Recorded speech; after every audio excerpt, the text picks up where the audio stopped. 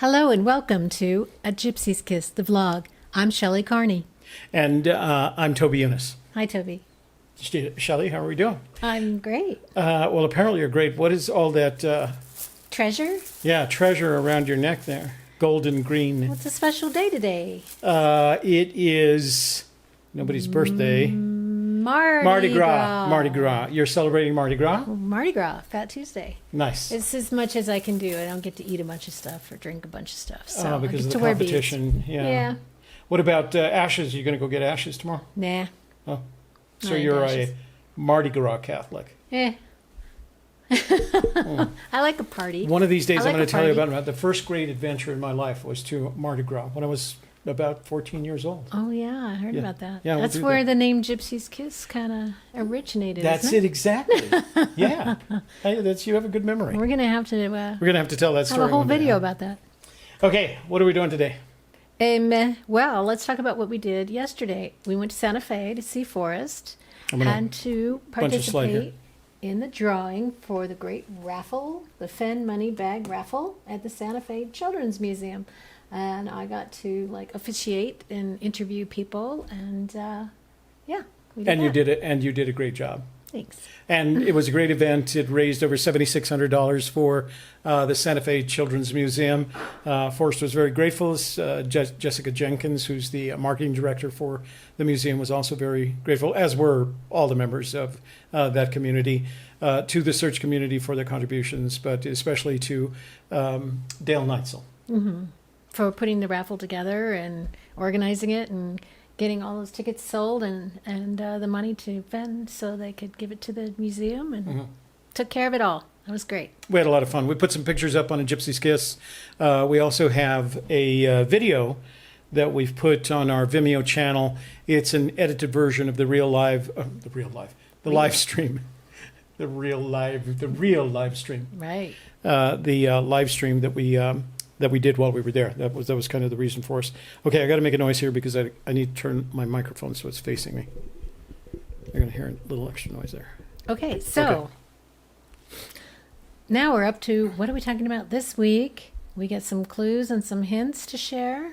Wait, before we do that, that's I right. do want to mention that there was a new article published this morning on Vox. It's an online news media site, and it's an article written by a couple of young searchers. I'd say they were in their mid to late 20s, maybe early 30s, but it was a push, who started on the project last summer, who did a lot of research between June and August, and then they made a trip out to Yellowstone.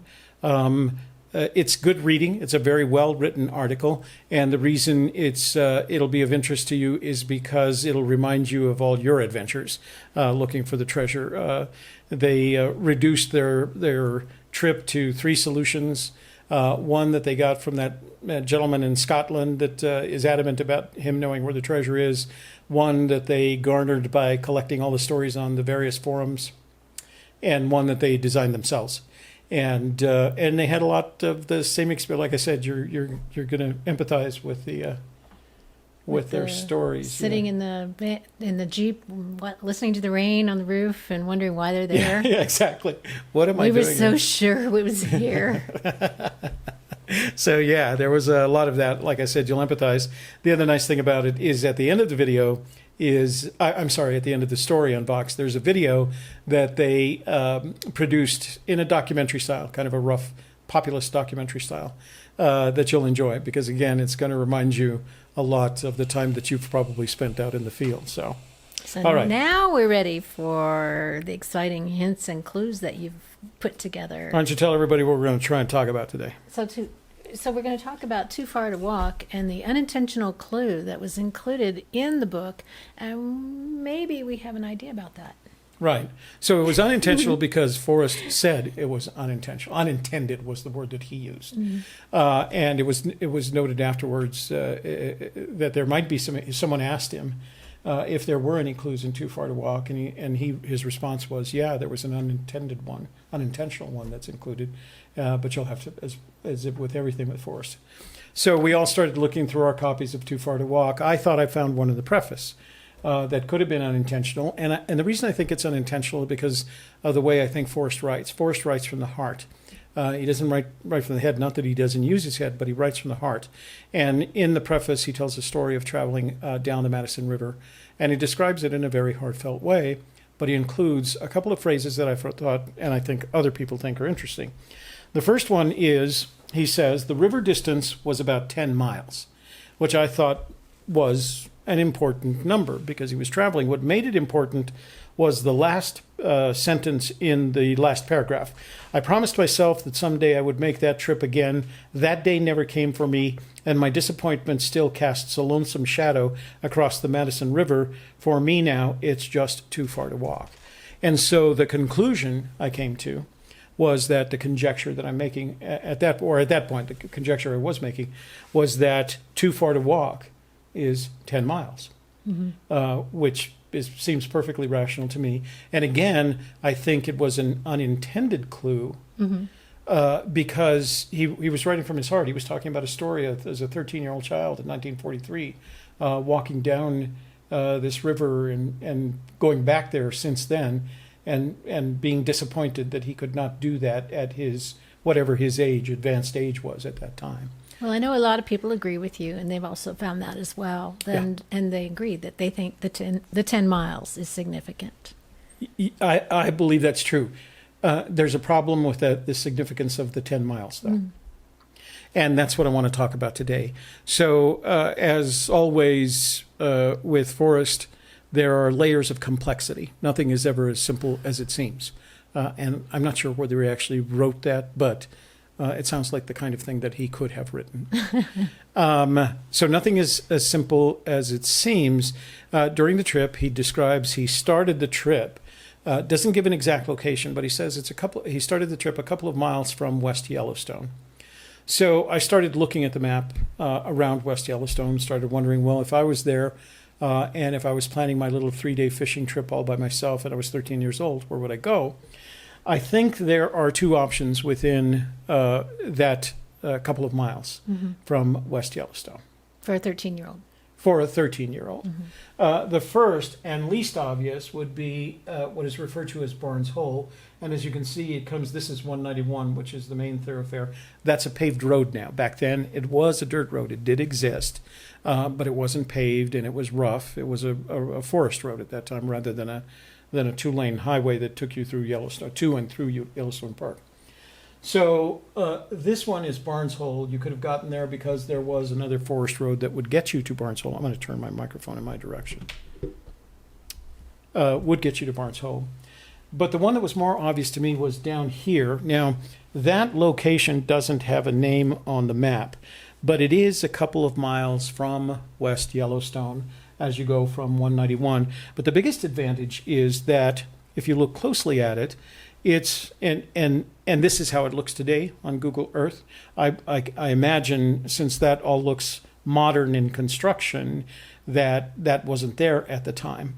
But you can see that along the road, that's a car right there. So you can see that that's pretty close to the Madison River. It's a little bit more than a stone's throw, obviously, but it's as close as you're going to get to an entry point on the Madison River. That's a couple of miles from West Yellowstone.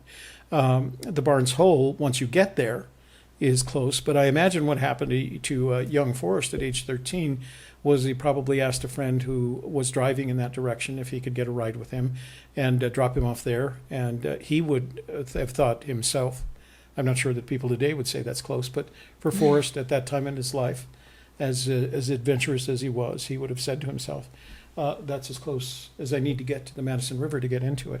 And it matches that couple of miles from West Yellowstone without giving an exact direction. What do you think?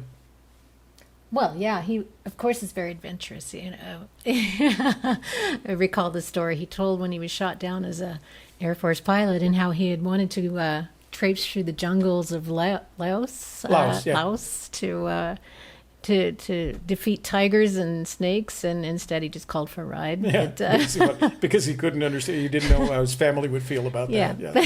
Where's Forrest? We don't know. He never wanted to turn down an adventure. He never did want to come back. So So the other thing that was mentioned in that is that his trip took him all the way, in this case north and west. The Madison River runs downstream from the Continental Divide, and at this point in its passage runs actually north and west. So he traveled north and west along the river until he got to Baker's Hole. That was what took him 3 days, and what he claims was 10 miles. And I think the assumption has been the clue is 10 miles. Mm-hmm. But what do you think? I think that 10 miles is wrong. Mm-hmm. I think that if you go to GMAP and you measure via datum the distance from the furthest point, which is that unnamed put in that I mentioned earlier, to Baker's Hole, you're going to travel, as you can see on here, about 6 miles, not 10. That to me is a big difference. That's a big difference in it. Now, it might be in his heart that it was 6 miles, or it could be that it really was just 6 miles and he wanted to make it longer and it's 10 and would let people ride with that. Now, interestingly, if he actually put in at Barnes Hole, it would have reduced the distance by another 1.2 miles, so the total distance traveled would have been 4.8 miles. In either case, the 4.8 miles or the 6 miles, it's not 10.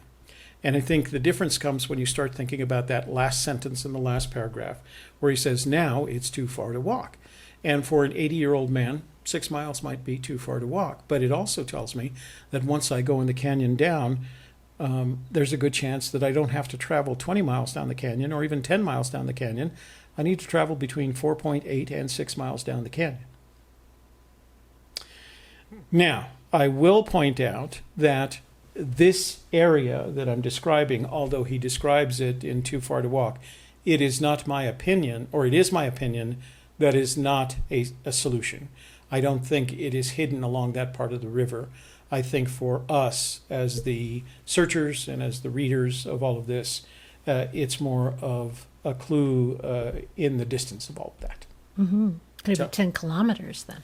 Well, except that Forrest has never measured in kilometers. Yeah. As an Air Force pilot, Freudian slip there, Right, huh? right. As an Air Force pilot, he would have measured in knots and nautical miles, right? He would have measured speed in knots and distance in nautical miles. Not the military at the time was trying to measure in kilometers. And as a matter of fact, on the ground, where I was, while he flew happily overhead, we used to call them clicks. So 1 click was 1 kilometer. And that's how it showed up on our map. So when you told someone you were, 10 clicks away from your fire base, or you were headed 10 clicks away from your fire base, that's what it meant. You were 10 kilometers away from your fire base. But that seems to have gone, by the way, I think they've gone back to the imperial system, and they're measuring in miles now in the military. I don't know, maybe one of you guys can comment on that. I got out of the military in 74, so a lot has happened since then. So, Tell us about, now, how long ago was the Too Far to Walk story of his childhood? 13, he was 13. he was 43. He was 13. He was born in 1930, so it was 1943. So, 1943, you probably didn't have this town. The town of West Yellowstone was there, but it was significantly smaller. It was still focused on what was then a dirt road, 191, but it was just it was a place that you stopped by, found a motel, and used it to get into the park the next day. All of this, of course, as you can see, is on the Montana side, rather than entering into Wyoming, which I don't know necessarily is significant, but I think it's an important demarcation point. And you have a railroad There's a railroad and an airport. and an airport which wasn't there at that time. There was no airport. To the best of my knowledge, there may have been a landing strip that was used by the Forest Service, but there was no airport. Here's what I think when I saw. So you do this, and you followed your datum on the track, and you come to the conclusion it's 6 miles, and then you zoom out so you get an overall picture of how it looks. Well, when I zoomed out, it struck me that although this is important, the most visible object on that landscape right there is that airport. So that led me in another direction, and I'm going to finish today with. Okay. Here's a theory. Give another picture. I don't think if there's another one. No, Oh, no. okay. So, but it's all best. I can use this one here. Okay. So here's a theory. In a conversation I had with Forrest once, he told me that he stopped flying in 2006, around 2006. He had a twin turboprop that he used to keep at the Santa Fe airport at the time. He also told me that by that time Shiloh had been flying for several years. And Shiloh is his grandson. Right. And the reason he stopped flying is because the rules for private pilots changed after 9/11, and they were required to recertify every 2 years, I think, and they had to go to Florida to do it. So it was kind of a pain for him, and he decided, it's not worth it anymore. I'm not flying that much. But Shiloh was. He sold his aircraft soon after that. But here's where it gets theoretical. Whenever Forrest sells something to someone, he did this with San Lazaro. He made a deal and he sold San Lazaro to someone, the ancient Pueblo. He sold it to someone with a deal that he could go search anytime he wanted.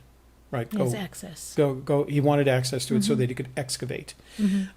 So I started wondering, well, maybe he had the same kind of deal with the guy that he sold the aircraft to. Maybe. Right? I'll sell you the aircraft if you make it available to me. It's on a rental basis because, Right. you know, you got to pay for gas and wear and tear and stuff. Yeah. On a rental basis if I could do that. So come 2009, 2010, he says, I need to make a trip to go hide this treasure. So there's a couple of stories that go along with that. One is he left, he came home, his wife saw him, she said, where have you been? Said, I went to, I don't know whether he actually said, I'm sure he told her the truth, said, I went to hide the treasure. And she says, oh, how long have you been gone? I didn't even miss you. So there's that day thing going on. The other thing that puts this all into perspective for me is that I checked it out. The distance could be flown in well under 3 hours. The distance between Santa Fe and West Yellowstone, especially in a twin turboprop. So I actually gave it a lot of grace time. It's closer to 2 hours than it is to 3. Nonstop, right over it. One tank of gas would get you there and back in a twin turboprop. So you'd fly to West Yellowstone. You'd rent a car. There's an Avis rental there. Oh, one of the other things that he said one time is, when you always say 2009 or 2010, why aren't you exact? He says, because I don't want anybody looking at my travel records to determine what I travel. So if I tell them in July. So there's an Avis rental car office there. So you have a rental car, you have a flight plan. Flight plan, right? Well, you probably do have a flight plan just for safety's sake. Well, yeah, you have but to file flight plans are public records, so you could get a flight plan, right? Flight plan, rental car. You get in the rental car, you drive from the airport through West Yellowstone, along 191 through Yellowstone. That distance is 16 miles from the airport to where the Firestone River enters the Madison River. And that could be where warm waters halt. So to me, you could fly in an aircraft up to West Yellowstone, rent a car, drive, walk back and forth 4 times, hide the treasure, come back, get the box, or vice versa, hide the box, come back, get the treasure, get back in your car, drive the 16 miles back to West Yellowstone, turn in your car, get back in your aircraft, and tell Shiloh to fly you home. You could leave at 8 in the morning, and you'd be home by 7 or 8 at night. Which, if it was in the summertime, the sun's still up. Exactly. Yeah. So he'd have plenty of time to do it, and he wouldn't have had to fly, and it would have been a quick trip out and back. He knew exactly where he was going because he said several times that he knew where he was going to put the treasure. So totally possible? Totally possible. So, we don't know if it's probable, but totally possible. Haven't proved it. We'll try and work on that this coming spring when we go for our trip out there. How much time do we have left? I stopped my stop. Oh, we have about a minute. So let's talk about where people can find us. Okay. So 2 things. Number 1, you can go to our blog at gypsieskiss.com. That's gypsieskiss.com. You can find us on Vimeo, where you'll find this video on vimeo.com/gypsieskiss. And you can find us on Facebook, and you can look up AGK, the Hunt for Fenn's Treasure. They wouldn't let me use a Gypsy's Kiss because it's copyrighted. But I've also got a bit.ly link up here, bit.ly/AGK Facebook. And the AGK stands for Gypsy's Kiss. People want to know where the videos went. The videos of Forrest Fenn at the Collected Works bookstore and the Moby Dickens bookstore. I took them down from YouTube and I contacted Forrest and I asked Forrest permission to monetize them. That's a marketing word for make a little money. Forrest said I could do it under two conditions. One is that I were to tell you what I'm going to do with the money, and two is that I would also tell you that Forrest is not benefiting from any of the proceeds. So what Shelley and I are going to use the money for is we're going to use it to fund our exploration trips, our adventures to look for the treasure. We're going to document those in videos, and then we're going to share those videos with you. And Forrest had nothing to do with it. I asked Forrest permission because I thought it was a good thing to do and because he's a friend and I didn't want him to be surprised by it. We are going to put them on Vimeo, on this channel, and they will be behind a VOD cover. And we're going to rent them for a couple of bucks, and you'll be able to buy them. Effectively, what buy them means you have lifetime access or downloadable access for $10. So that's it for this week. I think that is. We'll see you next week about the same time. Mm-hmm. And for A Gypsy's Kiss, the vlog, I'm Shelley Carney. And I'm Toby Eunice. Thanks for watching, and we look forward to seeing you guys next week. Bye.